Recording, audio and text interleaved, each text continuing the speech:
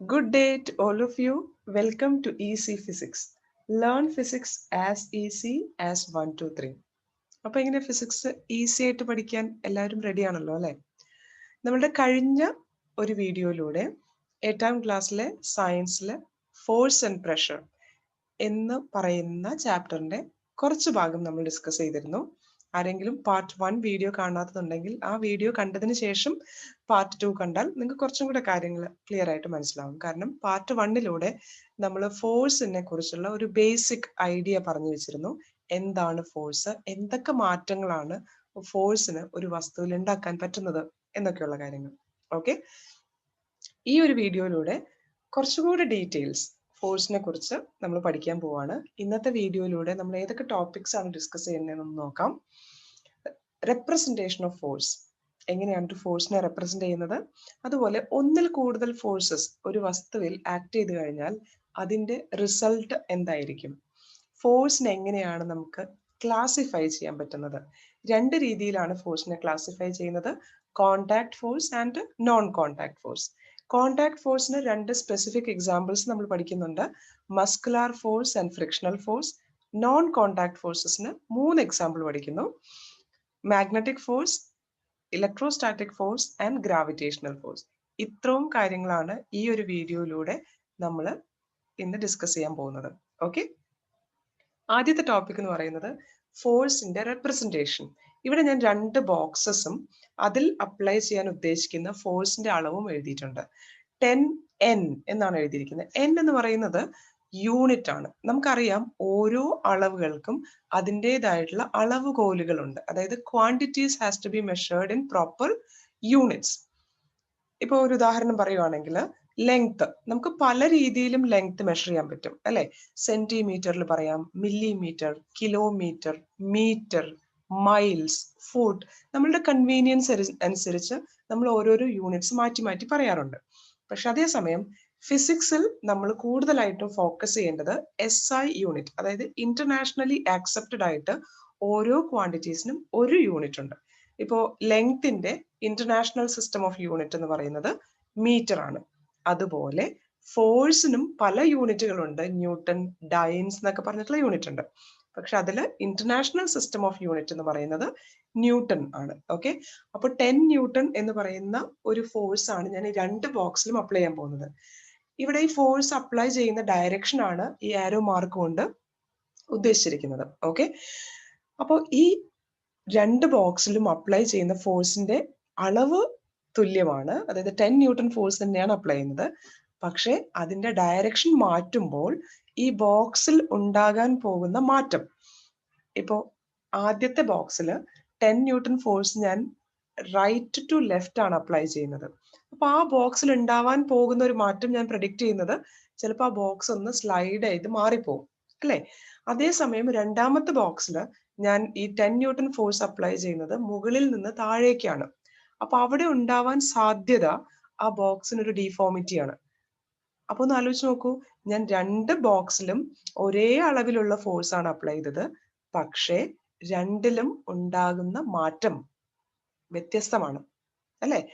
അതിന്റെ അർത്ഥം നമ്മൾ ഒരു വസ്തുവിൽ ഫോഴ്സ് അപ്ലൈ ചെയ്യുമ്പോൾ അതിലുണ്ടാകുന്ന മാറ്റം 2 കാര്യങ്ങളെ ഡിപ്പെൻഡ് ചെയ്യുന്നു. ഒന്ന്, എത്രത്തോളം ഫോഴ്സ് ആണ്, എത്ര ഹ്യൂജ് ആയിട്ടുള്ള ഫോഴ്സ് ആണ് നമ്മൾ അപ്ലൈ ചെയ്യുന്നത്. ഇപ്പൊ 10ന് പകരം 5 ന്യൂട്ടൺ ഫോഴ്സ് അപ്ലൈ ചെയ്താൽ അതിലുണ്ടാകുന്ന മാറ്റം ഡിഫറെന്റ് ആയിരിക്കും അല്ലെ.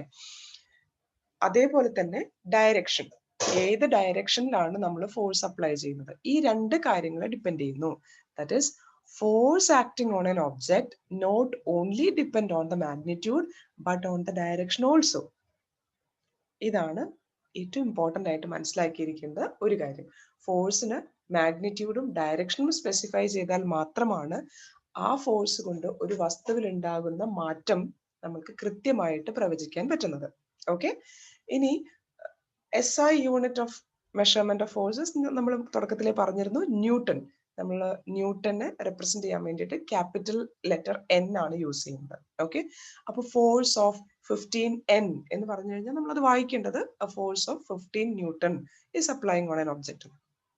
ഓക്കെ, ഇനി രണ്ടാമത് നമ്മൾ ഡിസ്കസ് ചെയ്യാൻ പോകുന്ന ടോപ്പിക് ഒന്നിൽ കൂടുതൽ ഫോഴ്സ് ഒരു വസ്തുവിൽ അപ്ലൈ ചെയ്ത് കഴിഞ്ഞാൽ എന്താണ് അതിനുണ്ടാവുന്ന മാറ്റം എന്നാണ്. ഓക്കെ, അതിന് മുന്നേ ആയിട്ട് നമ്മളൊരു ഡേ ടു ഡേ ലൈഫിൽ കാണുന്ന ഒരു എക്സ്പീരിയൻസ് നമുക്കൊന്ന് ആലോചിച്ച് നോക്കാം. അതായത് നിങ്ങൾ സൈക്ലിംഗ് ചെയ്യാൻ ഇഷ്ടമുള്ള ആൾക്കാരായിരിക്കും, സൈക്കിൾ ചവിട്ടി കാണും എല്ലാവരും അല്ലെ. നമ്മള് സാധാരണഗതിയിൽ ഒരു സണ്ണി ഡേ എന്ന് വെച്ചാൽ അത്ര അധികം കാറ്റൊന്നും ഇല്ലാത്തൊരു സമയത്ത് സൈക്കിൾ ചവിട്ടുന്നതും നല്ല കാറ്റുള്ള ഒരു ദിവസം സൈക്കിൾ ചവിട്ടുന്നതും തമ്മിലുള്ള വ്യത്യാസം എന്താ? കാറ്റുള്ള ദിവസം നമ്മൾ സൈക്കിൾ ചവിട്ടുമ്പോൾ cycling feels little more difficult അല്ലെ. നമ്മൾ കുറച്ചുകൂടെ എഫേർട്ട് എടുക്കേണ്ടതായിട്ട് നമുക്ക് തന്നെ തോന്നാറുണ്ട്. അതിന്റെ കാരണം എന്തായിരിക്കും? ഈ രണ്ട് സമയത്തും സണ്ണി ഡേ ആണെങ്കിലും വിൻഡി ഡേ ആണെങ്കിലും നമ്മൾ സൈക്കിൾ ചവിട്ടാൻ ഉപയോഗിക്കുന്ന ഫോഴ്സ് എന്ന് പറയുന്നത് F1. ഞാനിപ്പോ ഇവിടെ ഒരു ആരോ മാർക്ക് വെച്ച് റെപ്രസെന്റ് ചെയ്തിട്ടുണ്ട്. നമ്മൾ ഫോഴ്സ് അപ്ലൈ ചെയ്യുന്നത് ഏത് ഡയറക്ഷനിലാണ്? From right to left. നമ്മൾ ആ ദിശയിലാണ് നമ്മൾ മൂവ് ചെയ്യുന്നത്. അതേസമയം air will be applying a force on us in the opposite direction. അതാണ് F2 എന്ന് ഈ പിക്ചറിൽ ഞാൻ കാണിച്ചിരിക്കുന്നത്. എയർ അപ്ലൈ ചെയ്യുന്ന ഫോഴ്സ് നമ്മൾ എയർ റെസിസ്റ്റൻസ് എന്ന് പറയും. കാറ്റ് അധികം ഇല്ലാത്ത ദിവസമാണെങ്കിൽ എയർ റെസിസ്റ്റൻസ് കുറവായിരിക്കും. അതായത് F1 എന്ന് പറയുന്ന ഫോഴ്സ് വെച്ച് നമ്മൾ സൈക്കിൾ ചവിട്ടുന്നു. F2 എന്ന് പറയുന്ന ഫോഴ്സ് അളവിൽ കുറവാണെങ്കിൽ നമുക്ക് സ്മൂത്ത് ആയിട്ട് സൈക്കിൾ ഓട്ടി പോകാൻ പറ്റും. അതേസമയം വിൻഡി ഡേയില് എയർ റെസിസ്റ്റൻസ് കൂടുതലായിരിക്കും. അതുകൊണ്ട് തന്നെ ഈ എയർ റെസിസ്റ്റൻസിനെ ഓവർകം ചെയ്യാൻ വേണ്ടി നമ്മൾ കൂടുതൽ ഫോഴ്സ് എടുത്ത് സൈക്ലിംഗ് ചെയ്യേണ്ടതായിട്ട് വരും. ഓക്കെ, അപ്പോ ഇവിടെ ഞാൻ കാണിച്ചിരിക്കുന്ന എക്സാമ്പിൾ എന്താണ്? രണ്ട് ഫോഴ്സസ് ഉണ്ട്. ഈ രണ്ട് ഫോഴ്സസും ഓപ്പോസിറ്റ് ഡയറക്ഷനിലാണ് ആക്ട് ചെയ്യുന്നത് അല്ലെ. F1 is acting from right to left. അതേസമയം F2 ലെഫ്റ്റ് ടു റൈറ്റ് ആണ് ആക്ട് ചെയ്യുന്നത്. രണ്ട് ഓപ്പോസിറ്റ് ഡയറക്ഷനിലുള്ള ഫോഴ്സ് ഒരു വസ്തുവിൽ ആക്ട് ചെയ്യുമ്പോൾ എന്താ സംഭവിക്കുന്നത്? അവിടെ ഉണ്ടാകുന്ന റിസൾട്ട് എന്ന് പറയുന്നത് ഡിഫറൻസ് ബിറ്റ്വീൻ ദ ടു ആണ്. ഓക്കെ, അതായത് 10 ന്യൂട്ടൺ ഫോഴ്സ് വെച്ച് നമ്മൾ സൈക്ലിംഗ് ചെയ്യുന്നു. ഓപ്പോസിറ്റ് എയർ നമ്മൾ 2 ന്യൂട്ടൺ വെച്ച് ഓപ്പോസ് ചെയ്താൽ അവിടെ റിസൾട്ടന്റ് നമ്മൾ സൈക്കിളിൽ കൊടുക്കുന്ന ഫോഴ്സ് 8 ന്യൂട്ടൺ ആയിട്ട് കുറയും. ഓക്കെ, അതേസമയം ഇപ്പോ ഈക്വൽ ആയിട്ട് ഇപ്പൊ ഒരു ടഗ് ഓഫ് വാർ, രണ്ട് ഒരേ തുല്യ ശക്തികളായിട്ടുള്ള ടീമുകൾ തമ്മിലുള്ള ഒരു വടംവലി മത്സരമാണെന്ന് വിചാരിക്കാം. എന്താ സംഭവിക്കുക? ഈ റോപ്പ് എങ്ങോട്ടെങ്കിലും നീങ്ങുമോ? ഇല്ല. കാരണം ഈ റോപ്പില് രണ്ട് കൂട്ടരും ഫോഴ്സ് അപ്ലൈ ചെയ്യുന്നുണ്ട്.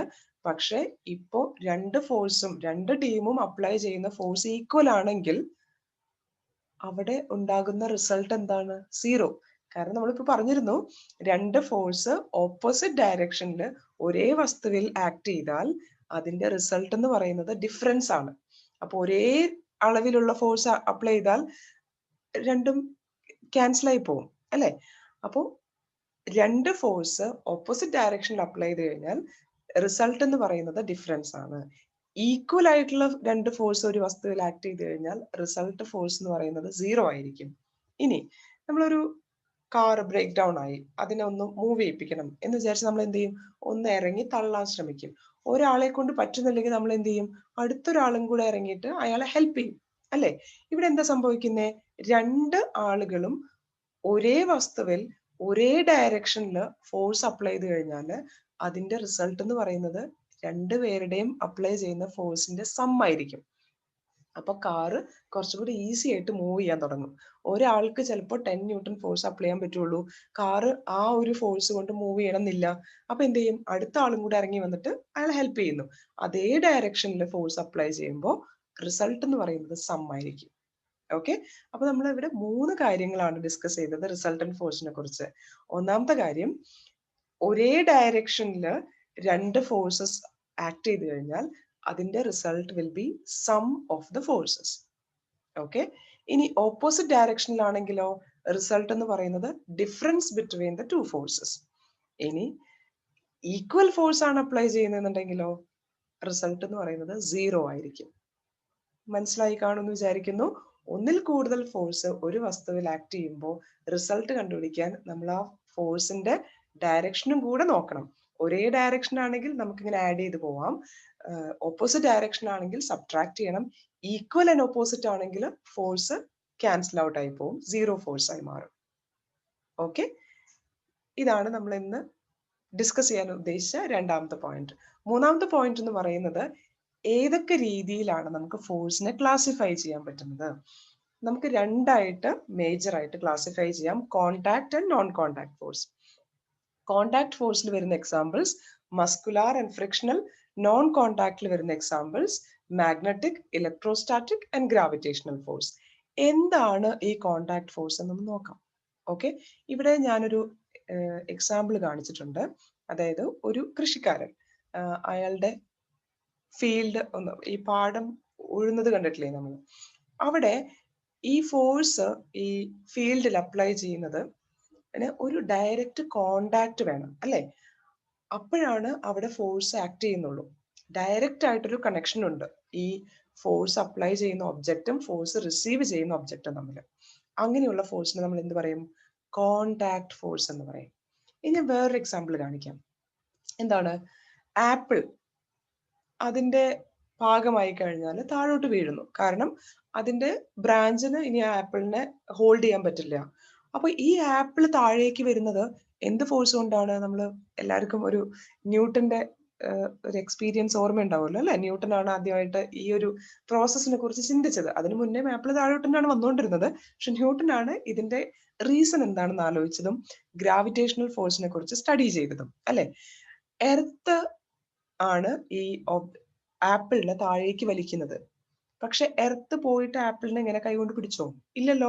എർത്തിന്റെ സ്ഥലത്ത് തന്നെയാണ് നിൽക്കുന്നത്. പക്ഷെ ആപ്പിൾ ഇസ് ഫാളിങ് ഡൗൺ. അപ്പൊ അവിടെ ഒരു ഡയറക്റ്റ് ടച്ചിങ് അല്ലെങ്കിൽ ഒരു ഡയറക്റ്റ് കോണ്ടാക്ട് വന്നില്ല. പക്ഷേ ഈ എർത്ത് ഈ ആപ്പിളിനെ അട്രാക്ട് ചെയ്യുകയും ചെയ്തു അല്ലെ? അപ്പൊ ചില ഫോഴ്സുകൾ ഒരു ഒബ്ജക്റ്റിൽ ആക്ട് ചെയ്യാൻ വേണ്ടിയിട്ട് ഡയറക്റ്റ് ആയിട്ടൊരു ടച്ചിങ് ആവശ്യമായിട്ട് വരുന്നില്ല. അങ്ങനെയുള്ള ഫോഴ്സിനെ പറയുന്ന പേരാണ് നോൺ കോണ്ടാക്ട് ഫോഴ്സ്. അപ്പോൾ ഈ ഗ്രാവിറ്റേഷണൽ ഫോഴ്സ് എന്ത് എക്സാമ്പിൾ ആയിട്ടാണ് വരിക? നോൺ കോണ്ടാക്ട് ഫോഴ്സിന്റെ എക്സാമ്പിൾ ആയിട്ടാണ് വരിക. ഓക്കെ, ഇനി അടുത്തൊരു എക്സാമ്പിൾ ഞാൻ കാണിക്കുന്നത്, ഒരാളിങ്ങനെ സൈക്കിൾ ചെയ്തുകൊണ്ടിരിക്കുകയാണ്. ഇവിടെ രണ്ട് ഫോഴ്സ് ആണ് ഈ സൈക്ലിസ്റ്റിന്റെ മുകളിലുള്ളത്. ഒരെണ്ണം cyclist is applying A force on the cycle. രണ്ടാമത് റോഡ് സൈക്കിളിന്റെ പുറത്തൊരു ഫോഴ്സ് അപ്ലൈ ചെയ്യുന്നുണ്ട്. അത് സ്ലോ ഡൗൺ ചെയ്യാനായിട്ട് ശ്രമിക്കും അല്ലെ? ആ ഫോഴ്സ് അപ്ലൈ ചെയ്യാനായിട്ട് റോഡും സൈക്കിളും തമ്മിൽ ഒരു ഡയറക്റ്റ് ടച്ചിങ് ഉണ്ടായിരിക്കണം, കോണ്ടാക്ട് ഉണ്ടായിരിക്കണം. അപ്പോൾ ഈ ഒരു ഫോഴ്സ് ഏത് കാറ്റഗറിയിലാണ് പെടുക? കോണ്ടാക്ട് ഫോഴ്സിലാണ് പെടുക. ഇനി കണ്ടോ, ഈ ഒരു കുട്ടി ബക്കറ്റ് ഇങ്ങനെ ക്യാരി ചെയ്ത് പോവാണ്. അപ്പൊ ബക്കറ്റില് ഫോഴ്സ് അപ്ലൈ ചെയ്യുന്നത് കൈ കൊണ്ടാണ് അല്ലെ? അപ്പൊ അവിടെ ഡയറക്റ്റ് ടച്ചിങ് ഉണ്ടായാൽ മാത്രമാണ് ഈ ഫോഴ്സ് അപ്ലൈ ചെയ്യാൻ പറ്റുള്ളൂ. അപ്പൊ ഇതും എന്തിന്റെ എക്സാമ്പിൾ ആണ്? കോണ്ടാക്ട് ഫോഴ്സിന്റെ ഒരു എക്സാമ്പിൾ ആണ്. ഈ ഒരു എക്സ്പെരിമെന്റ് നിങ്ങൾ ചെയ്ത് നോക്കിയിട്ടുണ്ടോ? ഇല്ലെങ്കിൽ ഇന്നൊന്ന് ചെയ്ത് നോക്കൂ കേട്ടോ. അതായത് നമ്മളൊരു പ്ലാസ്റ്റിക് കോമ്പ് എടുത്തിട്ട് നമ്മുടെ ഹെയർ നന്നായിട്ടൊന്ന് കോംബ് ചെയ്യുക. എന്നിട്ട് ചെറിയ ചെറിയ പീസസ് ഓഫ് പേപ്പർ താഴെ വെച്ചിട്ട് ഈ കോമ്പ് പേപ്പറിന്റെ അടുത്തോട്ട് കൊണ്ടുവരിക. ടച്ച് ചെയ്യേണ്ട കാര്യമില്ല, ജസ്റ്റ് കോമ്പ് അടുത്തോട്ട് കൊണ്ടുവരുമ്പോൾ തന്നെ ഈ പേപ്പേഴ്സ് ഒക്കെ വന്നിട്ട് കോമ്പിൽ സ്റ്റിക്ക് ചെയ്യുന്നതായിട്ട് കാണാൻ പറ്റും. അതൊരു ഫ്രിക്ഷണൽ ഇലക്ട്രിസിറ്റി എന്ന് പറയും. അതിനെക്കുറിച്ച് നമ്മൾ ഡീറ്റെയിൽഡ് ആയിട്ട് ഇനിയൊരു വീഡിയോയിൽ പറയാം. ഓക്കെ, അപ്പോൾ ഈ ഒരു എക്സാമ്പിൾ എന്ന് പറയുന്നതും അവിടെ ഒരു ഡയറക്റ്റ് ടച്ചിങ്ങിന്റെ ആവശ്യമില്ല, അടുത്ത് കൊണ്ടുവരുമ്പോൾ തന്നെ ഈ പേപ്പേഴ്സ് എല്ലാം ഈ കോമ്പിനകത്തോട്ട് സ്റ്റിക്ക് ചെയ്യുന്നതായിട്ട് കാണാൻ പറ്റും. ഓക്കെ, അപ്പൊ അത് എന്തിന് എക്സാമ്പിൾ ആയിട്ടാണ് വരിക? Non contact force. ഇനി നമുക്ക് എല്ലാവർക്കും ഇഷ്ടമുള്ള ഒരു കാര്യമാണ് മാഗ്നറ്റ്സ് വെച്ച് കളിക്കുക എന്നുള്ളത് അല്ലെ? അപ്പൊ മാഗ്നറ്റും അതിന്റെ അടുത്ത് കുറച്ച് സ്റ്റീൽ ബോൾസ് അല്ലെങ്കിൽ ഒരു അയൺ നെയിലൊക്കെ കൊണ്ടുവന്നാൽ അത് ഓടി ഒന്ന് ടച്ച് ചെയ്യുന്നതായിട്ട് കാണാൻ പറ്റും. അവിടെയും ഈ ഫോഴ്സ് ആക്ട് ചെയ്യാനായിട്ട് ടച്ചിങ്ങിന്റെ ആവശ്യം വരുന്നില്ല. ടച്ച് ചെയ്യുന്നതിന് മുന്നേ തന്നെ ഈ ബോൾസിനെ ഇത് മാഗ്നറ്റ് അട്രാക്ട് ചെയ്യാൻ തുടങ്ങും. അപ്പൊ അതും ഒരു നോൺ കോണ്ടാക്ട് ഫോഴ്സിനുള്ള എക്സാമ്പിൾ ആണ്. അപ്പൊ നമുക്ക് ഫോഴ്സസ് പല രീതിയിലുണ്ട്. ചില ഫോഴ്സിന് ഡയറക്റ്റ് ഒരു കണക്ഷൻ ആവശ്യമുണ്ട്. അതേസമയം ചില ഫോഴ്സസ് ഒരു ഡയറക്റ്റ് കണക്ഷൻ ഇല്ലെങ്കിൽ പോലും ഈ ഫോഴ്സിന് മറ്റുള്ള വസ്തുവിൽ ആക്ട് ചെയ്യാൻ പറ്റുന്നതായിട്ട് കാണാം. അപ്പോൾ കോണ്ടാക്ട് ഫോഴ്സ് നമുക്ക് എങ്ങനെ ഡിഫൈൻ ചെയ്യാം? കോണ്ടാക്ട് ഫോഴ്സ് എന്ന് പറയുന്നത് ഒരു വസ്തുവിൽ ഒരു ഫോഴ്സ് ഡയറക്റ്റ് കോണ്ടാക്ട് അല്ലെങ്കിൽ ഒരു കണക്ടറിന്റെ സഹായത്തോടുകൂടി ഒരു ടച്ചിങ് ആവശ്യമായിട്ട് വരുന്നുണ്ട് അവിടെ. അങ്ങനെയുള്ള ഫോഴ്സസിനെ പറയുന്ന പേരാണ് കോണ്ടാക്ട് ഫോഴ്സസ്. മസ്കുലാർ ഫോഴ്സും ഫ്രിക്ഷണൽ ഫോഴ്സും കോണ്ടാക്ട് ഫോഴ്സസിനുള്ള ബെസ്റ്റ് എക്സാമ്പിൾസ് ആണ്. ഇനി നോൺ കോണ്ടാക്ട് ഫോഴ്സ് എന്ന് വെച്ചാൽ എന്താ? They can act through space. അവിടെ ഒരു ഡയറക്റ്റ് ടച്ചിങ്ങിന്റെ ആവശ്യം വരുന്നില്ല. അത്തരത്തിലുള്ള ഫോഴ്സിന് പറയുന്ന പേരാണ് നോൺ കോണ്ടാക്ട് ഫോഴ്സ്. 3 എക്സാമ്പിൾസ് ആണ് നമ്മൾ ഡിസ്കസ് ചെയ്യാൻ പോകുന്നത്. Magnetic, gravitational and electrostatic. അപ്പൊ നമുക്ക് ഓരോ ഫോഴ്സിനെ കുറിച്ചും ഒന്നുകൂടി ഡീറ്റെയിൽഡ് ആയിട്ട് പഠിച്ചു നോക്കാം അല്ലെ. Muscular force. എന്താണ് മസ്കുലാർ ഫോഴ്സ്? ആ വേർഡിൽ തന്നെ ഉണ്ട് മസിൽസ് എന്ന് പറയുന്ന ഒരു വേർഡ് അല്ലെ. മസ്കുലാർ ഫോഴ്സിന് വേറൊരു പേരും കൂടെ ഉണ്ട് കേട്ടോ, ബയോളജിക്കൽ ഫോഴ്സ് എന്ന് പറയും. ഓക്കെ, മസ്കുലാർ ഫോഴ്സ് എന്താണ്? നമ്മൾ ഒരു ഫോഴ്സ് അത് ലിവിങ് ഓർഗാനിസംസിന്റെ മസിൽസ് വെച്ചിട്ട് അപ്ലൈ ചെയ്യുന്ന ഫോഴ്സ്. അതായത് നമ്മളൊരു ബക്കറ്റ് ക്യാരി ചെയ്യുന്നു, നേരത്തെ ഒരു കുട്ടി 2 ബക്കറ്റ് എടുത്ത് നിൽക്കുന്ന ഒരു ഫോട്ടോ കാണിച്ചിരുന്നില്ലേ, അതുപോലെ, അല്ലെങ്കിൽ ഒരു എന്താ പറയാ, ഒരു ഹോഴ്സ് ഒരു കാറ്റ് വലിച്ചുകൊണ്ട് പോകുന്നു. അവിടെയൊക്കെ ഫോഴ്സ് അപ്ലൈ ചെയ്യുന്നത് നമ്മളുടെ അല്ലെങ്കിൽ ഒരു ഹോഴ്സിന്റെ മസിൽസ് യൂസ് ചെയ്തിട്ടാണ്. അത്തരത്തിലുള്ള ഫോഴ്സ് നമ്മൾ ചെയ്യുന്ന പ്രവൃത്തികളെല്ലാം മസ്കുലാർ ഫോഴ്സിലാണ് വരുന്നത്. അതായത് we are moving a table, അല്ലെങ്കിൽ നമ്മൾ ഒരു ഫുട്ബോൾ കിക്ക് ചെയ്യുന്നു, അല്ലെങ്കിൽ നമ്മൾ പെന്ന് വെച്ച് എഴുതുന്നു, ഇതെല്ലാം നമ്മളുടെ മസിൽസ് യൂസ് ചെയ്തിട്ടാണ് ചെയ്യുന്നത് അല്ലെ. അപ്പൊ അവിടെയൊക്കെ നമ്മൾ യൂസ് ചെയ്യുന്ന ഫോഴ്സിനെ പറയുന്ന പേരാണ് മസ്കുലാർ ഫോഴ്സ്. അവിടെ എല്ലാം ഡയറക്റ്റ് കണക്ഷൻ വേണം. നമ്മൾ പെന്ന് ഹോൾഡ് ചെയ്തിട്ട് വേണം എഴുതാൻ, അല്ലെങ്കിൽ നമുക്ക് എഴുതാൻ പറ്റില്ലല്ലോ അല്ലെ. അപ്പോ മസ്കുലാർ ഫോഴ്സ് നമുക്ക് നമ്മുടെ ചുറ്റും നോക്കിക്കഴിഞ്ഞാൽ ഒത്തിരി എക്സാമ്പിൾസ് കാണാൻ പറ്റും. ഞാനിവിടെ 2 എക്സാമ്പിൾസ് ലിസ്റ്റ് ചെയ്തിട്ടുണ്ട്. അതല്ലാതെ തന്നെ നിങ്ങൾക്ക് ചുറ്റുപാട് നോക്കിക്കഴിഞ്ഞാൽ നിങ്ങളുടെ കൈ വെച്ച് കാല് വെച്ച് ചെയ്യുന്ന എല്ലാ പ്രവൃത്തികളും മസ്കുലാർ ഫോഴ്സിന്റെ എക്സാമ്പിൾ ആയിട്ടാണ് വരിക. ഓക്കെ, ഇനി ഫ്രിക്ഷണൽ ഫോഴ്സ് എന്ന് വെച്ച് കഴിഞ്ഞാൽ ഇവിടെ ഞാൻ 2 പിക്ചർ കാണിച്ചിട്ടുണ്ട് അല്ലെ. രണ്ടും ഒരേ ബോയ് തന്നെയാണ്. ഒരാള് ഒന്ന് ഐസ് സ്കേറ്റ് ചെയ്തുകൊണ്ടിരിക്കുകയാണ്. അടുത്ത സ്ഥലത്ത് നമ്മളൊരു എന്താ പറയാ, ഒരു ലോണിലൂടെ, ഒരു പുൽത്തകിടിയിലൂടെ നമ്മൾ ഇതേപോലെ ഒന്ന് സ്ലൈഡ് ചെയ്യാൻ ശ്രമിക്കുന്നു. എളുപ്പമായിരിക്കുമോ പുൽത്തകിടിയിലൂടെ സ്ലൈഡ് ചെയ്യാനായിട്ടല്ല. അതേസമയം ഐസിലൂടെ ആണെങ്കിൽ നമുക്ക് സ്മൂത്ത് ആയിട്ട് അങ്ങ് പോവാം അല്ലെ. കാരണം എന്താ, നമ്മൾ അപ്ലൈ ചെയ്യുന്ന ഫോഴ്സ് രണ്ടും സെയിം ആണ്. പക്ഷെ ഒരു സ്ഥലത്ത് നമുക്ക് ഈസി ആയിട്ട് മൂവ് ചെയ്യാൻ പറ്റുന്നു, മറ്റേ സ്ഥലത്ത് നമ്മൾ കുറച്ച് സ്ട്രഗിൾ ചെയ്യേണ്ടി വരുന്നു. എന്താ കാരണം? അവിടെ ഡിഫറൻസ് എന്താ? സർഫസ്. ഏത് സർഫസിലാണ് നമ്മൾ മൂവ് ചെയ്യുന്നതെന്നുള്ളത് അല്ലെ. ആ പ്രതലത്തിന്റെ പ്രോപ്പർട്ടീസിനെയും കൂടെ ഡിപ്പെൻഡ് ചെയ്യുന്നു.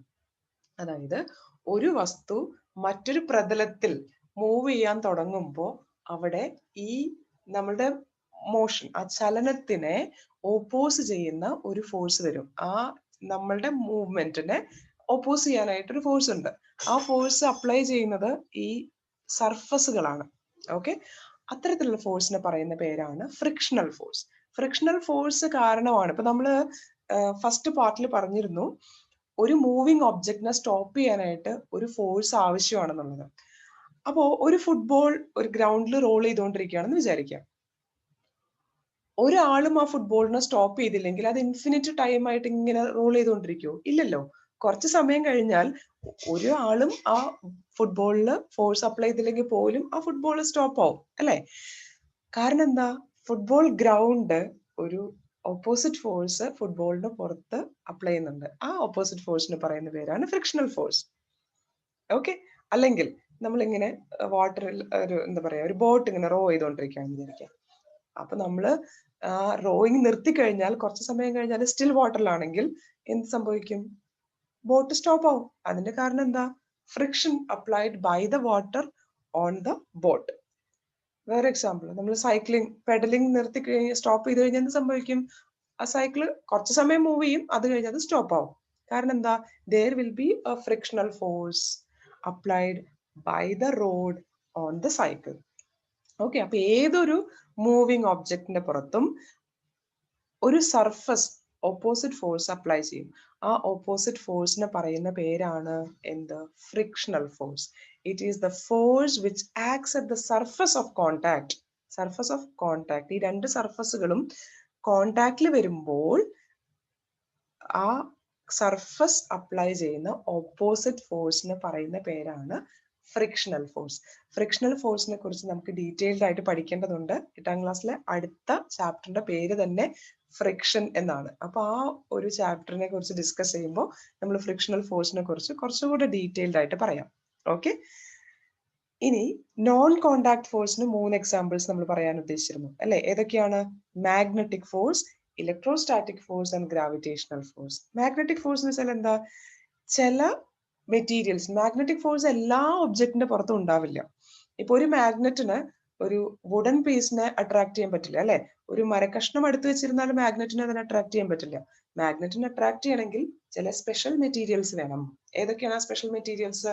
അയേൺ, സ്റ്റീൽ പോലെയുള്ള ചില സ്പെഷ്യൽ മെറ്റീരിയൽസിനെ മാഗ്നറ്റ്സ് അട്രാക്ട് ചെയ്യും. അല്ലെങ്കിൽ രണ്ട് മാഗ്നറ്റ്സ് അടുത്ത് വെച്ച് കഴിഞ്ഞാൽ അതിന്റെ പോളിന്റെ നേച്ചർ അനുസരിച്ച്, അതായത് നോർത്ത് നോർത്ത് ആണെങ്കിൽ റിപ്പിൾ ചെയ്യും, നോർത്ത് സൗത്ത് ആണെങ്കിൽ അട്രാക്ട് ചെയ്യും. അപ്പോൾ മാഗ്നറ്റ്സോ മാഗ്നറ്റിക് മെറ്റീരിയൽസോ തമ്മിലുള്ള ഫോഴ്സിനെ പറയുന്ന പേരാണ് മാഗ്നറ്റിക് ഫോഴ്സ്.